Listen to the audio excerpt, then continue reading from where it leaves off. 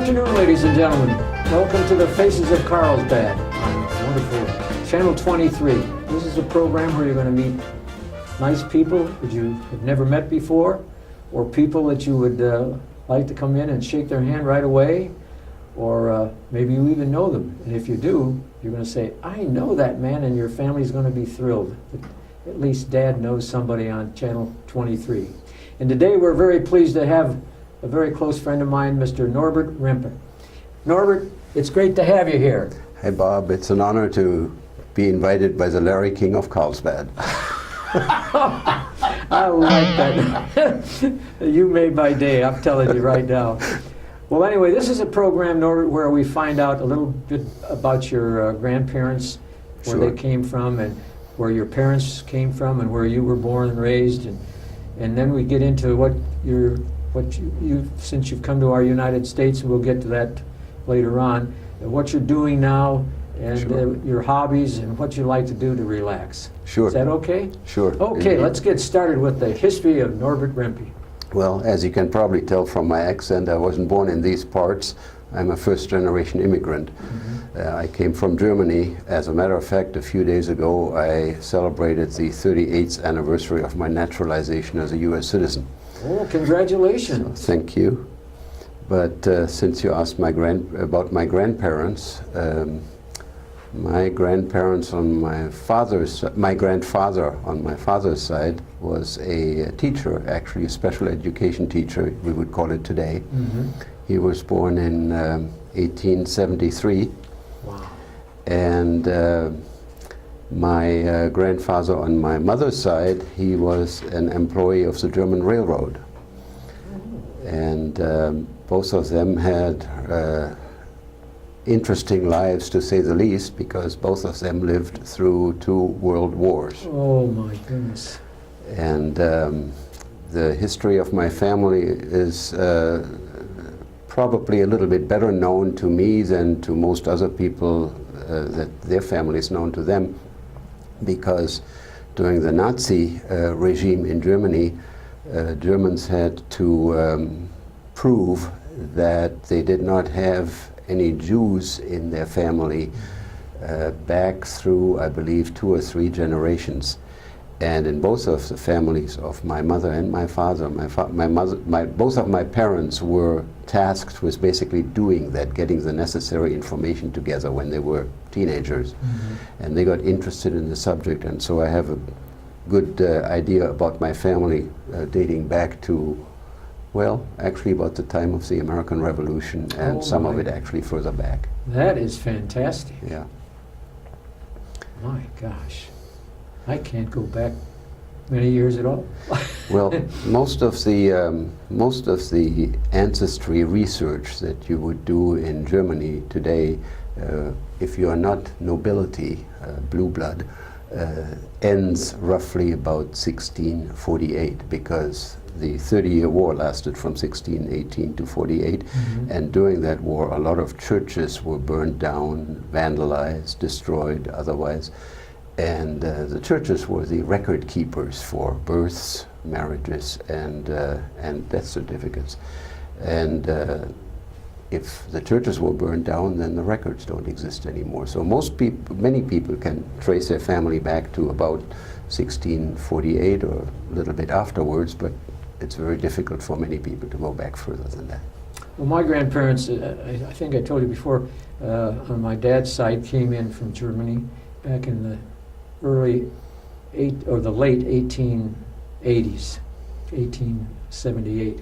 Right. And that's when my father was born in Paterson, New Jersey. Right. And we would always go down to visit them every other year because my dad was a railroader. Okay. And he got our passes on the Erie Railroad, and we'd go down to Paterson and get off the train, and my Uncle Bill would drive us up to my grandparents' home. And it was difficult for me because being born in Ohio, I go down there and they spoke nothing but German at the table and around the house. My dad and his 2 brothers understood it beautifully. Right. And Mother and I would sit there and just look at each other and smile. Right. But it was interesting. And Then your parents got to this country in the 18... No, my parents did not get here at all. My parents grew up actually during the Nazi period in Germany. Right, yeah. My father was born in 21, my mother in 22, and so they were babies, kids, teenagers when Hitler was in power. And my father was just at the perfect age to become cannon fodder at the beginning of World War II. And he spent most of the war at the Eastern Front. On the Russian front, he was in the artillery because he was very good in math. Mm-hmm. And so he could calculate the trajectories of the artillery ammunition. And as a result of that, of course, he was in exposed forward positions, and when the front moved the other way, he got caught behind several times and escaped only by sheer luck, basically. He could have written a book about his life on that front. He could, but just similar to our veterans, he did not like to talk about his experiences in the war.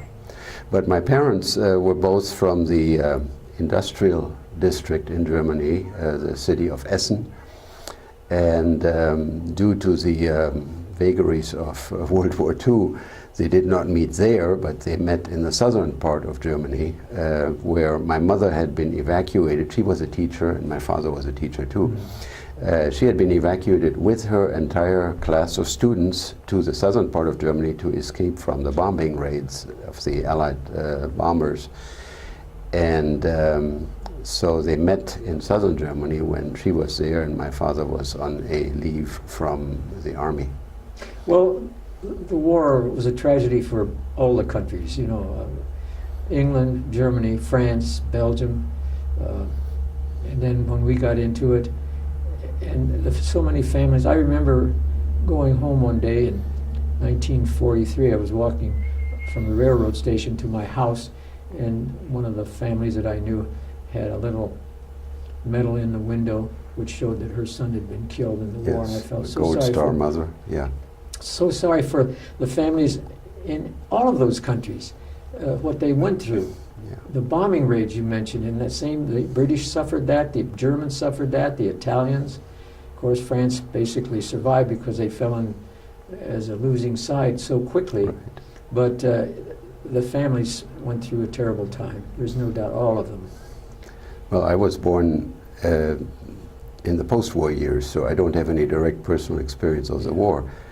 But there were two very big points of light in all this mess, the war and the post-war period. And that was, one was when my mother was down in southern Germany at the end of the war. The Americans occupied that part of Germany. Yes. And a tank, an American tank, rolled right in front of the house where my mother was with some other colleagues, also female teachers. And they were basically a protection for, or they served as an effective protection against marauding civilians that were all around Germany at the end of the war. The forced laborers from the east that were released and took their revenge on the Germans and then did unspeakable things in some places. The American tank parked in front of the house basically saved her from that. And then, of course, I grew up during the time of the Cold War, the coldest part of the Cold War, the 1950s and 60s. And during that time, the US nuclear umbrella kept me and my family protected from possibly becoming members of the of some Soviet republic. Yeah. So I'm deeply grateful to America. It protected my family in several instances. Well, what brought you to the United States? I was a student. I studied geology in Germany, and as part of the curriculum, before you were admitted to the final exam for your master's degree, you had to demonstrate, you had to prove that you had done some practical work in the field. Mm-hmm. A friend of mine had connections to the United States and had spent a summer here working for an American coal company. Oh. And I basically latched onto that. I said, can you give me the names? Can you give me the addresses? So I wrote and I said, I'm interested in doing this too, and do you have a need for that? And I got a letter back that said, why don't you send us more information, etc. One thing led to the other. So I spent the summer of 1971 working for an American coal company in southeastern Montana in coal exploration. Oh. And that's where I met my future wife. So I still had to go back afterwards. We got actually married about half a year later in the States, and then I had to still finish my studies, but after that we came back to the States and have lived here ever since, and I do not regret it one moment. Well, that is wonderful. Well, this city's great that you came here. Yeah, Well, what drew you to Carlsbad? Well, I didn't start out here in Carlsbad. Actually, my wife is from Florida, and we met in Montana, so I've been over the place a little bit. Yeah. But we both liked the West. When we first came back in '74, I got a job with a small coal mining company in eastern Kentucky and spent 4 years there in coal mining. But we always wanted to get back to the West because we liked it here. Probably also because we had met here, and you know there was a certain romantic aura around that. Yeah. But we finally got a chance because I had done my thesis in Germany in a potash mine when a local potash mine, IMC, today's Mosaic, was looking for a mining engineer. Yeah. I was a geologist, but I wrote them and said, I'm not a mining engineer, I'm a geologist, but I do know something about potash.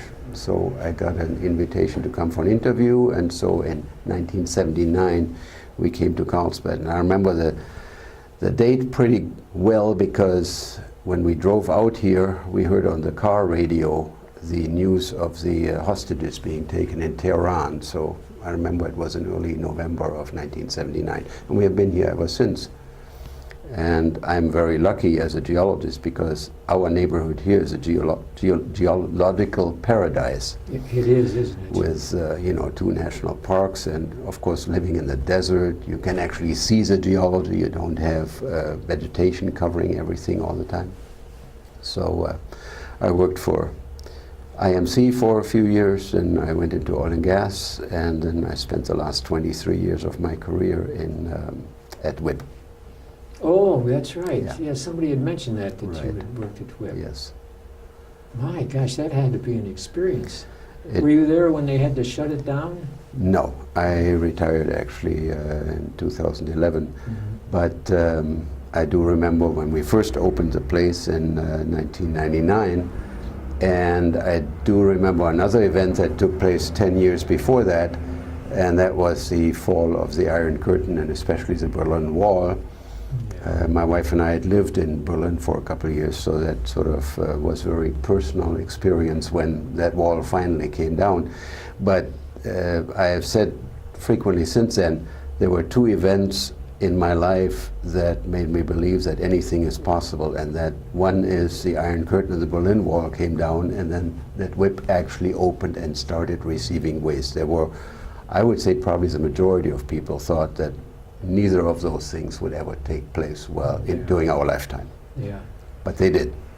I remember so much about the Berlin being split in half, Yes. Allied on one side, the Russian on the other, and that had to be a sad time And for the all people of Germany. and all of it surrounded by communist East Germany. Yes. Yeah, An absolutely. island. Oh my gosh. Well, I'm telling you, I get a little humor now, thank goodness. Going back to World War II when I watch Hogan's Heroes Yes. on television, and they're in Stalag 13. Yes. And this guy who plays Sergeant Schmidt or something like that. Yes.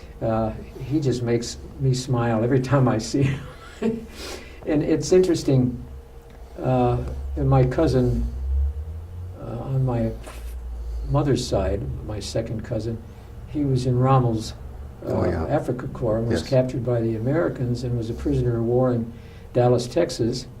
And my cousin on my mother's side was in the American Army. He was captured in the Battle of the Bulge Yes. and spent time in a German prison camp. And I saw him in Cleveland a number of years after the war had ended. And I said, Junior, how were you treated in the prison camp? And he said, Well, they treated us fine. He Yes. said we didn't have much food, but he said they didn't have much food at that time anyway, Yes. either. So he had nothing but nice things to say, and that brings me to Stalag 13 with this humor and the Right. nice feeling I get from that show.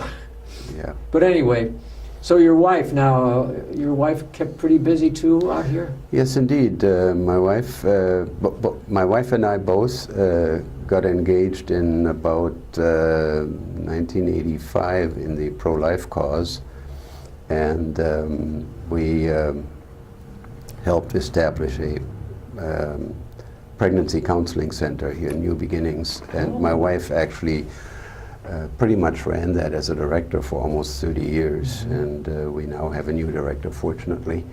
But that was and still is one of our causes that we are working for. Oh, that's wonderful. And you gave me a card the other day, Right. which fascinated me. Fill me in on that card. I brought that with me, I think. In here. Well, it's a when I retired from WIP, I taught for a little while at the college. I had done some teaching there before. Mhm.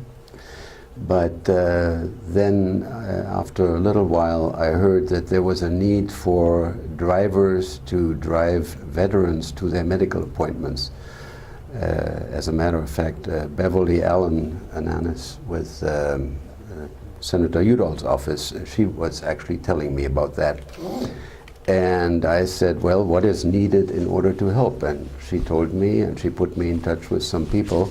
And those were the folks that are running a service out of Roswell, but that covers all of southeastern New Mexico. It's called Southeast New Mexico Veterans Transportation Service. Oh, yeah. And we have, I joined them then, and I've done this now for 3.5 years, because at the time there was only one driver in Carlsbad who did everything that was needed down here. The system works in such a way that there are several vans, minivans in Roswell that go from Roswell wherever they need to go, to the VA clinic in Artesia or to the VA hospital in Albuquerque for the most part, but to other places as well. Mm-hmm. Let's say if you need to go to a specialist, so it's not just driving them to VA installations. And then there's a van in Artesia, and there used to be one van in Carlsbad. Right now we have 2 vans here. The system works a way that if a veteran needs to go to an appointment and can't drive there himself or has somebody else, he just calls the number in Roswell, and then we schedule him and take him to their appointments, wherever they are. And if somebody, let's say from Carlsbad, needs to go all the way to Albuquerque, we take a veteran from Carlsbad to Artesia, then it's like a relay. The Artesia van takes him from Artesia to Roswell. Oh. The Roswell van takes him from Roswell all the way to Albuquerque, and then all the way back again too. So we are at the beginning of the line for Carlsbad people who go to Albuquerque, and at the end. So we sometimes need to pick up those guys at 4 o'clock in the morning, so that Oh, my goodness. they need to get to their appointment in Albuquerque, let's say at 8 or 9 or 10 o'clock. And the last person on the van, if there are other people from Artesia and Roswell on the same van that goes to Albuquerque, they determine when they start coming back. So if somebody has an appointment at 11 o'clock or at 1 o'clock, then they don't come back maybe until 6, 7, or 8 o'clock at night. So, but that's a very good service, and I'm really glad to be able to help and actually pay back a little bit to the veterans that, again, protected me during the Cold War. And some of them, I had actually 2 World War II veterans when I started out. They have passed away since then, but they helped protect my mother way back when. All American veterans then have a chance to utilize this. Yes, Yeah. Like if I get a stomach ache or something that's serious, correct. all I have to do is call. I know you're a veteran too, so if you ever need that service, please call the number that you have on that card, and we'll take you where you need to go. Well, the card is very, very beautiful. I've never seen a card look this pretty. They've got those 5 things at the top. Now, what do those stand for? Those are the different service branches. Service branches. Right, Army, exactly. Navy, Right. whatever, Exactly, Marine Corps, yes. Air Force. So we take anyone who is a veteran. Well, that's Of course, nice. maybe I can put a plug in here. Veterans here in Carlsbad have free use of the municipal transportation system for doctor's appointments and even other things if they just tell the municipal transportation system they are a veteran and can demonstrate that with their last digit of their Social Security or whatever they do. Oh, Yeah. I didn't know that. So that's wonderful. yes, that's available here in Carlsbad. Oh, my goodness. Yeah. Mhm. Well, Norbert, you're so busy with so many things. What do you do in your spare time to relax? Well, as you well know from having seen me a few times at the Cat's Meow, I really love to go to Goodwill stores and Cat's Meow and Salvation Army and browse through the books and get my reading material from there. And I probably have more books in my house and my garage than I'll be able to read in 3 lifetimes, but I really like books. And I like music, classical music especially. I do too. In fact, in the evening, I always have my wife turn on our radio Right. at a not loudly, but at a nice sound, and listen to the public radio's classical music till 5 o'clock in the morning. Of course, I fall asleep within 30 minutes. It's so relaxing. Yeah. Well, and one nice thing with those vans that we drive for the veterans, they have Sirius on them, and so I can put it onto the classical channel or the Metropolitan Opera channel, and even if I have to go to Lubbock or to Albuquerque or to Big Springs, which is where we have, veterans hospitals, I can, pass the time by listening to good music. Oh, that is nice. So you can be relaxed no matter what kind of tension you're under. Absolutely, Oh, yes. that's great. Yeah.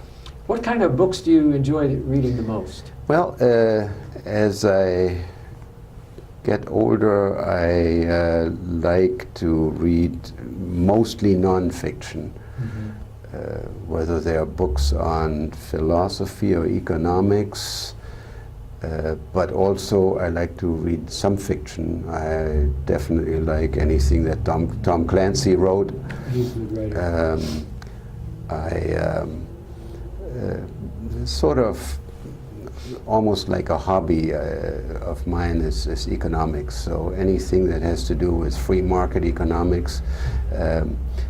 When I came to the United States, definitely in the beginning, I had pretty much the same attitude that many Europeans have towards the United States. Many Europeans even today look down on the United States and they say, well, it's a young country, they don't really have any depth in literature and music and, the more refined things in life. They're rather crude. And I started out with that same attitude. Then the more I looked, the more I found how wrong all of that was. So one of my favorite writers is, for example, Ayn Rand.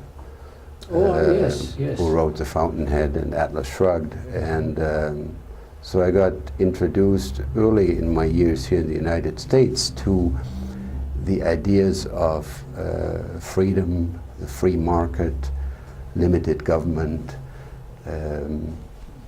all those things laid down in the Constitution. And I suppose, like very, very similar to many other immigrants, I became maybe a super patriot in my first few years, and I'm still a patriot, but I'm probably not quite as, how should I say, fanatic about it as I used to be. Well, that's all right. That's funny. I was going to suggest, if you get a chance sometime, to read a writer by the name of M.C. Beaton. Yes. Beaton. I don't know if you've ever heard of her before, but she writes mysteries about taking place in northern Scotland. Right. And her detective is Hamish Macbeth. Yes. But Hamish he solves the crimes, but he has a terrible way with the ladies. And he's always interested in a lady, and they're doing really well, but he always comes up with something stupid that causes the friendship to break up. And so I think you'd enjoy it. It's very, very comical mysteries in a way, even though they have some serious things happen in the books. But Hamish and his dogs, He has two dogs, a dog and a cat, I should say. Right. And he's very close to the dog and the cat, and then he has a partner every so often, but the partner always ends up with the girl and ends up working in the hotel. But Hamish Macbeth is a very funny character, and I think you'd enjoy M.C. Beaton's I'll books. put him on my list of things yet to be read. I have Oh, this theory that I am going to be pretty much immortal because I still have to read all these books, so I can't afford to die before I read them all. No, I don't want that to happen to you either. That's we've got to be careful of that. Right. But anyway, and what about your wife? What does she do to relax? Well, she likes music too. We used to go to the concerts of the El Paso Symphony. We actually used to be members of the Community Concert Association. We haven't been so recently, but and another thing that we like to do occasionally is the Metropolitan Opera now plays their performances, or some of their season's performances, into movie theaters where you can watch them in HD, high definition. Oh, I didn't And know that. unfortunately, they do not provide this service yet in small towns such as Carlsbad or Ortiz or Roswell. So we have to go to El Paso or Odessa or Albuquerque or Lubbock to do that. But we really enjoy doing that. Of course, we sometimes go to the Santa Fe Opera too. What opera did you enjoy the most? Your favorite, shall we say? Hard to say because there are so many, but if I had to pick a few, I would say probably the best performance of Carmen that we ever saw was in the Chemo Theater in Albuquerque. Oh, And we have seen operas in a few places. We lived in Berlin for a couple of years, so we went to concerts and operas there. But that one performance in Albuquerque, probably 15, 20 years ago, that beat just about everything else we had ever seen anywhere else. yeah.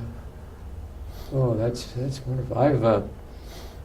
I had a friend here for many years, and of course he passed away, but he was an opera fan. Right. And he and his wife went to all these operas, and then one year he even asked if I'd like to go, and I said, yeah, that's fine. So he So took you me to did? one. Yeah. It was an opera over in one of the Texas towns. I think it was Dallas. Yeah. And I thought, boy, that's awe-inspiring, isn't it? It just, Yes. and the talent that these people have, Yes. it's amazing. Not just the language that the opera's in, whether it's a German opera or an Italian opera or whatever, they come through beautifully.